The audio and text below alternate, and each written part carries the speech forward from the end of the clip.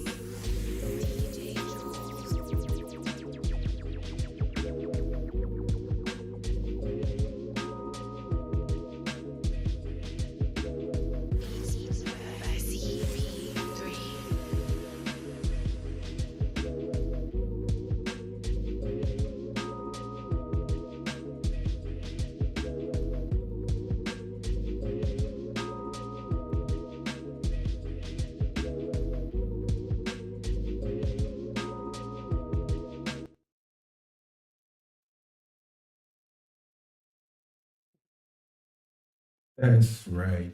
CP3, live in the lab, coming to you live, bringing you our new weekly Commanders Presser Show. A lot of folks don't understand why I'm doing this now. And honestly, I've been complaining about the DC sports media for a long time. And, I've been trying to get in that room and to get some of my questions asked. So I figured I'd go through the pressers during the week and try to pull out some of the more informative stuff that the coaches say and, do give the media leaving over some of the crazy questions that they ask. So I'm going to start continuing to do this on a weekend basis, week out basis, depending on my schedule. But I'm going to try to put this out there because a lot of folks, I don't know why. Well, I do know why, but you got access to the coaches' press conferences and offensive coordinator, defensive coordinator every week. And, listen to them, and that would put at ease some of the concerns or at least can explain some of the things on the field. They don't go into a lot of detail, but it gives you a better understanding of, what was going on and why it looked the way it did. I broke it down on the post-game show after. It wasn't really too much to say. Buffalo handled their business. The Commanders didn't. If you watch the players throughout the week, they held themselves accountable. Know they need to play better. Know they have a big game coming up against the Eagles, and that's what's most important. Move ahead. There's nothing you can do about the game last week. Watch the film, learn from it. Don't repeat the mistakes, and continue to grow and develop as a team. So, there's been a lot of talk. I guess I got to talk about it a little bit. The Sam Howell, 19 sacks in 3 games given up. Oh, the O-line sucks. So Sam Howell sucks. He's holding the ball too long. The offensive line can't block nobody. Well, I pose this question to you. If he's holding the ball too long, how is that possible unless the offensive line is doing some sort of block? I just want someone to answer that question for me because you can't have it both ways. The offensive line can't suck and he's holding the ball too long because he's young and he's, not reading fast enough or sticking on to his primary receiver. To do that, he has to have time in the pocket to hold the ball too long. I got into a debate with a fan that, he's done. Y'all need a quarterback. Y'all this and that. Y'all O-line suck. Well, even though he says he's a Commanders fan, it's y'all. And he's talking about, the line sucks. Y'all need a quarterback. And I kept on asking him if he's holding the ball too long, as you just said, and the O-line sucks, how is he holding the ball too long? Unless the offensive line is doing some sort of block. He wouldn't answer the question because it goes hand in hand. If he gets rid of the ball and Reed goes through just progression, the offensive line is giving him enough time to do that.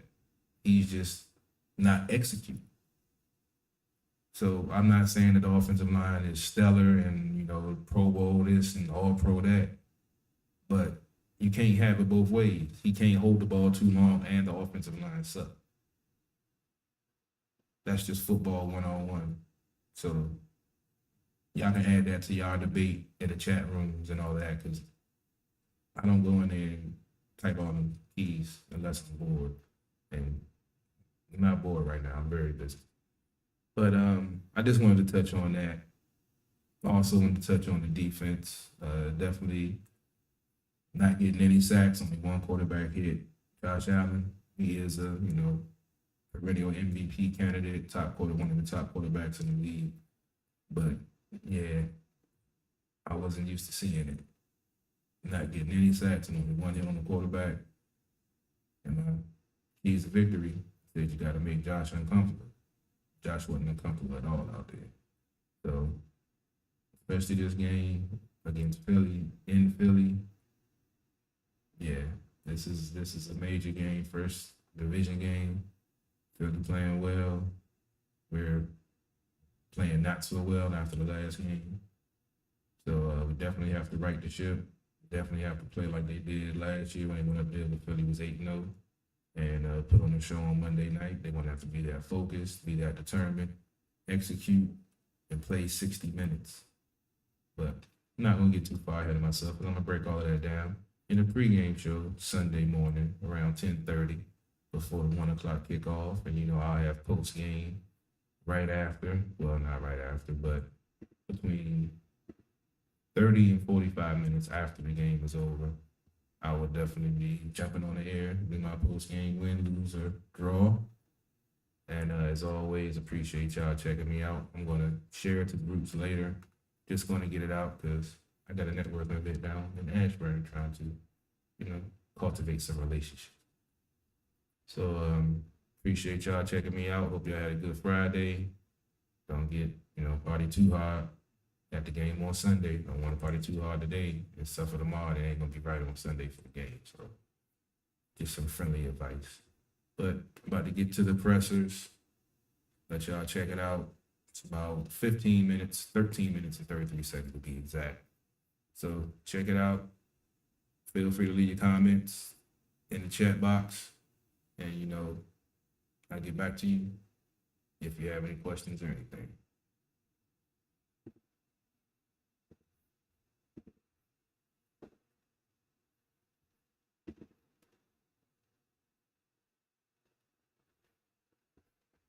Well, I think it's a positive approach more than anything else. I mean, we know that we had opportunities. We didn't take advantage of them. We missed some chances out there. And I think the guys feel that, we're better than that. And I think that's part of the reason why these guys feel, positive. I thought their approach to today's practice had a lot of energy, a lot of high energy. And that was another good thing that, that's important. You got to be able to bounce back and get yourself refocused. This is a very good football team we're playing. It really is. And, we're going into a very tough environment as well. So, we've got to rally around one another and make sure we understand what it takes. Well, I think when you look at the things that Sam's trying to do, I think he's trying to make plays, and sometimes it's just dumping the ball and getting rid of it, or throwing it away for the most part. I think that's part of his growth period. Sam Howell sat up there and didn't play the blame game. He took accountability, said, I have to play better, I have to be better. What does that show from a maturity aspect, and what kind of maybe a boost can that give in the locker room? Well, I think part of it is that young men, his teammates in that locker room know that he's going to hold himself accountable first and foremost, and it's true. And he's right. He can play better. All right. For some reason, my audio is jacked up on my playback, and I just checked it. So instead of playing it that way, give me a quick second. Start chatting up, but this is the beauty of technology. Link this up.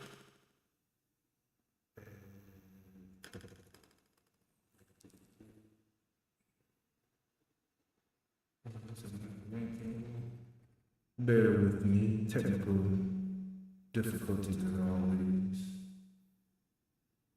So it's not in range, it's right here.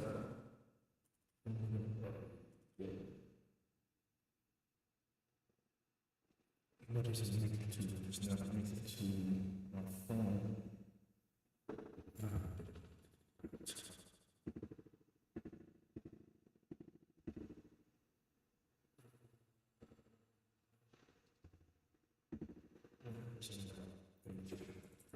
My phone. Let me get to why my audio is not working, but pull up.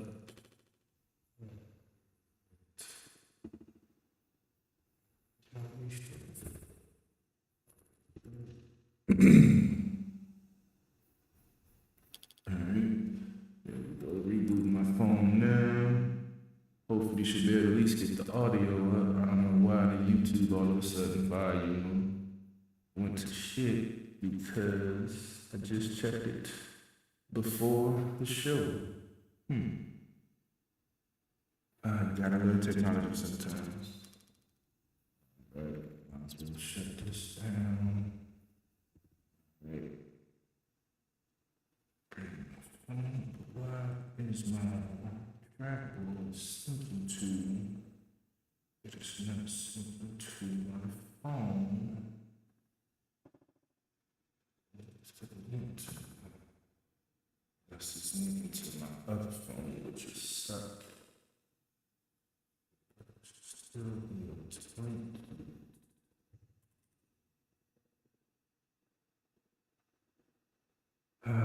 This sucks. Technology.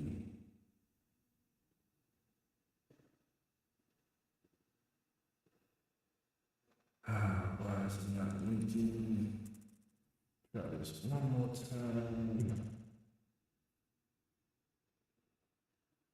See if I can run it through.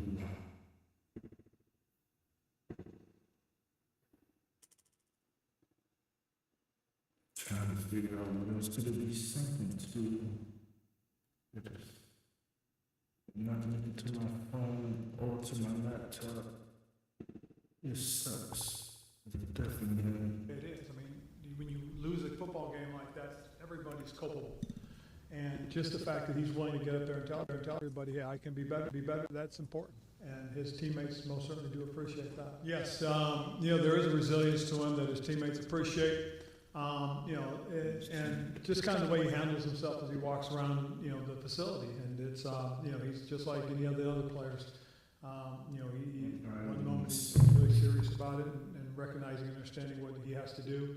The other moment he can be lighthearted and, laugh with the guys. I mean, I think he's exactly where he needs to be right now. It's one of those things that, like I said, we all share in the blame. And what we've got to do is we've just all got to do better. Know exactly what took place. Now it's time to just go fix it. With that said, I'm all ears. Well, I think it's a combination of everything. We got to make sure that we're doing a great job as a coaching staff, and that starts right here with me. I am the offensive coordinator. On top of that, we just got to make sure that we're out there executing.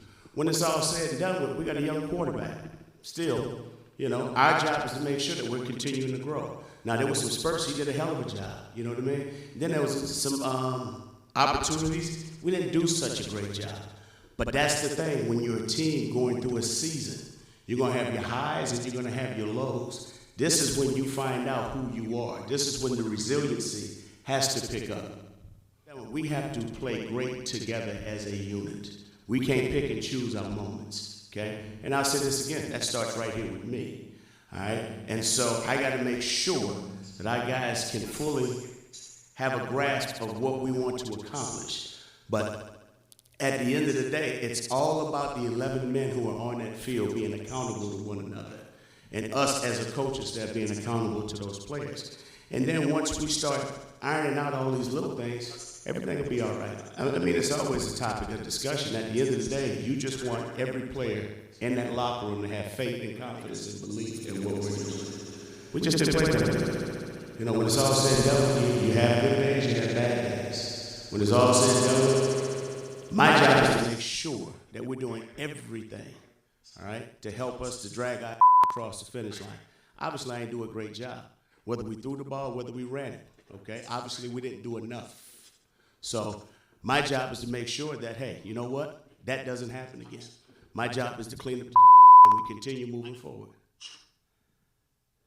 What did you make of Brian Robinson's performance? It seems like the last couple of weeks he's had a few bit more explosive runs. B-Rob is B-Rob. That's who he is. It doesn't shock nor surprise me.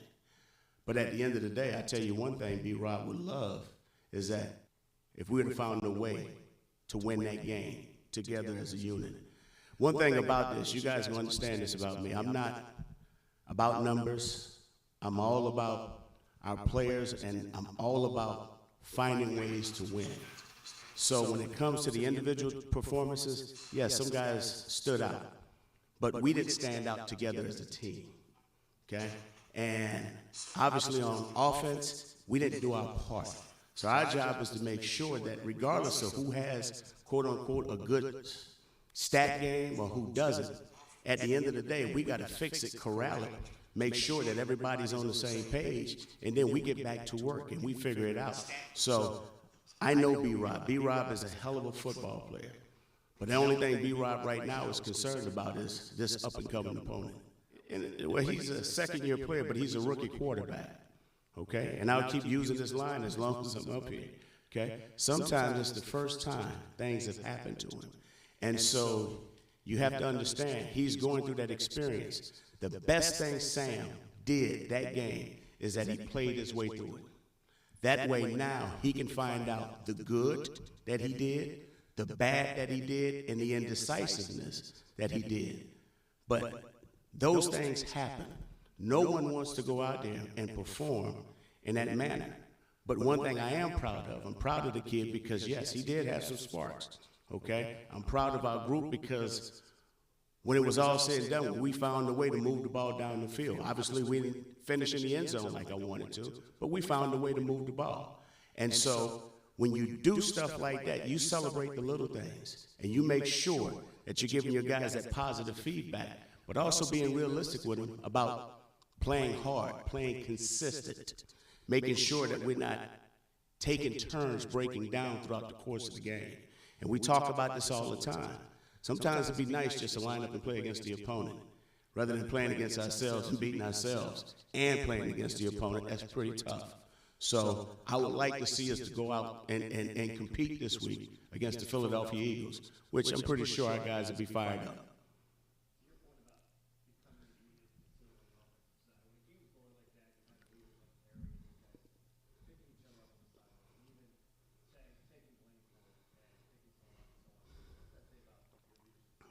It says a lot. It just talks about the character of the men that we have.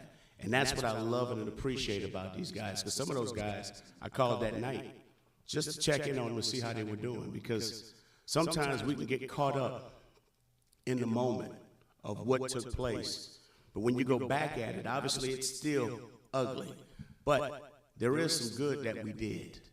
And I've been in this league now as a coach and a player for over 30 years. The unfortunate thing, sometimes you have bad days, and it happens.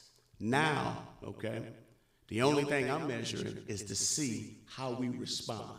That's what this is about.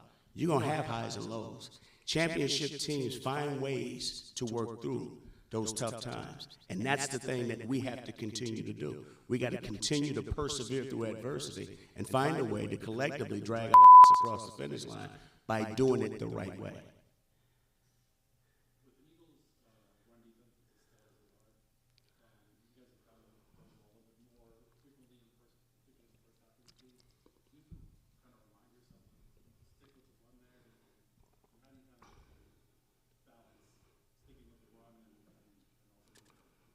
Well, I don't have to remind myself. Every position can play better. That wasn't a good enough answer. Nobody liked that one. Huh? Coaches can coach better. Okay? So you guys got to understand. This stuff like this happens. Okay? We're growing as a team. We're discovering who we are. This is week 3. We're 2-1, by the way. Okay, the sky hasn't fallen out from the sky. Everything, the sun is still coming up. We're having an opportunity to be here. We're very blessed and fortunate to be here, breathing, alive. So we have an opportunity to fix it. As an offensive unit, we didn't play very well. And I'll say this, I'll continue to say that. That starts with me. My job is to make sure that our minds are ready to go out there and do the things that we need to get done. But on top of that, that we're physically capable of doing what needs to be done. We'll play better.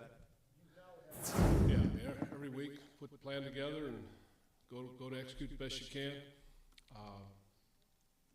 Last week they did a good job blocking us. I like the way he's started and responded. I thought last week was clearly a step forward. I think, he continues to understand plays that he needs to make for us and working hard at it. And I know obviously there's been two things were made a lot about him. Were one, the interceptions to be able to be a playmaker, and also just the size or lack thereof. Have you seen from the size perspective? Have you seen that be a factor at all so far, positively perhaps or negatively for him? No, he's got good length, got good quickness. So no real issues that way. But I like where he is. I mean, we're working, we're improving, and I like the way he's approaching it. How have you seen Jalen Hurts kind of evolve as a passer? He's done just that. I've admired him, from back at the Alabama days, the way he handled adversity. I thought truly classy, studly response to tough circumstances. And every part of his game has just continued to grow and blossom. He's a good football player. He's improving as a passer, and he's dangerous with his legs and he's a very good leader and all that kind of stuff. So he is developing and done a nice job for him. Jalen's development, is that a normal progression for a quarterback, or is he, I guess, making bigger leaps and bounds than maybe other normal quarterbacks have? That's kind of a tough question. I think the development is apparent, and I wouldn't say it's normal because not everybody does, How do you quantify what normal looks like? I think he's one that has developed, and there are some good young players that come out, highly regarded, and don't. So, it's kind of one of those, if you really understood what it was, more of those guys would go off early in the draft, and there'd be less misses. But that's just, everybody's trying to find a guy that can do it, and looks like they've settled on and found a really good one. What have you seen from Emmanuel Forbes in the first 3 weeks? Like, what do you want to see him get better at? Did you miss the beginning of this? We talked about Emmanuel, didn't we? Yeah, but there's I was. You want to go? You want to dive deeper on that? A little bit, yeah. Okay. Like, I mean, what do you want to see him improve on? And are the things that you want to see normal for a rookie, I guess? Yeah, the game of football. Just he's gaining experience each and every week. Come out and compete. That's what I want to see. Prepare well and compete. It's really, I don't want to see anything different from him than I want to see from all our guys. Dig into the game plan, really understand your opponent, make sure that you're playing fast to your responsibilities, and go out and have fun. Let it rip. So I want him to do the same thing I want all our guys to do. Well, again, I don't like to share much about my thoughts of how we attack people, one way or the other, whether they're 14-year veterans or first-year guys. So I'll kind of keep that to myself. But the bottom line is, each week these are talented guys. They have different skill sets, and you've got to really prepare your squad to respond to the challenges of that given week, and then you move on. You put it in the rearview mirror, good or bad. It's a lot more fun when it's good. You have a big smile on your face on Monday versus the other. But it's all about moving on in this league, and that's the challenge for us right now. Move on, and let's get ready for this one.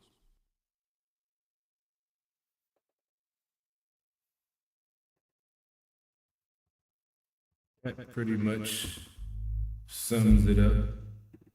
Like you say, all you can do, learn from it, look at the tape, make sure you don't repeat the mistakes, go out there next week and try to improve and play better. That's football in a nutshell. That's life in a nutshell. But the way folks complicate things and make it harder and throw all this other emotional stuff into it, I just don't. I understand it, but it's unnecessary. It's not needed. They know what they have to do. They're professional. They had a bad game. They weren't going 17-0. So they took their first loss. It is what it is. But make sure you tune in Sunday, as I say, 10:30. Excuse me, 10:30 a.m. Pre-game show. Make sure you tune in 30 to 45 minutes after for a post-game show. Have your comments, questions, anything. Monday night, as always, around 9 o'clock, Sports and Hill Podcast. Robbie G in the round table will bring you all baseball, preseason hockey, and football, of course. Make sure you tune in Sunday nights, 6 o'clock, At the Bar Radio. Streaming live on At the Bar YouTube channel. Make sure you subscribe and like. And if you notice at the top of my feed, see I have my New York Life financial planner information up there. I have passed my license test. I'm actually studying for my new licenses next week. I have an exam. But I'm a financial planner with New York Life, life insurance, long-term care, disability, annuities. So feel free to inbox me with any questions, anything you want to know. Student, finance, and business, and continue to learn, and I have New York Life behind. I just wanted to throw that little nugget out there. You can check it out and see that on all of my live streams now. So be on the lookout, making some things happen. We're gonna have some videos and Facebook, probably not Facebook, but YouTube live videos. Just discussing finance, business, and a little bit of what we do as financial planners and agents with New York Life. But I'm gonna get out of here, get ready to fix me some dinner. Or, no, we're supposed to be going out, so fix me a liquid dinner for now until we hit the bar. And I will see y'all Sunday. Hail to the Commander as always. CP3 live from the lab, 3.0. I'm out. DC Sports about the politics. It's not just a catchphrase. It's not just a motto.